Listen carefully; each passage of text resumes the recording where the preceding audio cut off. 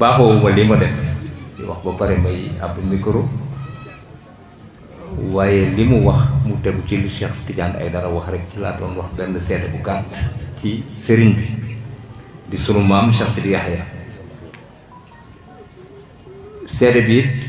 man am na fu mu jaar ak man ci ay waxtaan li mu doon nekk xale loolu taxul may wax waaye dama bëgg a wax rek ni seede yi bi ci gën a mat mooy bi yonent bi sallallahu alayhi wa sallam def te moom dafa am lu ko yonent bi seedeel dama ni moom dafa am lu ko yonent bi seedeel moom Serigne Sidi Yahya dafa am ku ñu doon wax Thierno Diop ñi xam nañ ko mu nekkoon dëkkoon Point 1 ci Dakar yàlla mayoon ko wërsëg lool suñu rakk bu ñu wax Mouhamed Chérif daan na jàng la Quran ci këram yàlla def mu mujj nag topp mbiru xaqiiqa daan waxit ne day gis yonent bi loolu itam Cheikh Ahmadou Lu Fatan dëggal na ko fa ñëw hôpital Abass Ndao ci Ndakaaru taalibe yi laaj ko ni ko Thierno Diop mii daal dafay wax day gént gis yonent bi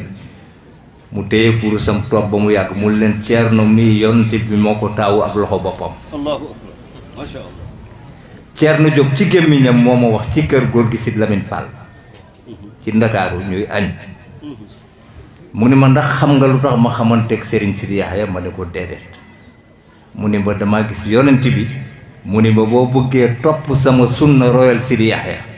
mu ni ma ci laa ko laajte ba dem Ndiassane. Assalaamu aleykum wa rahmatullahi taala wa barakatuh.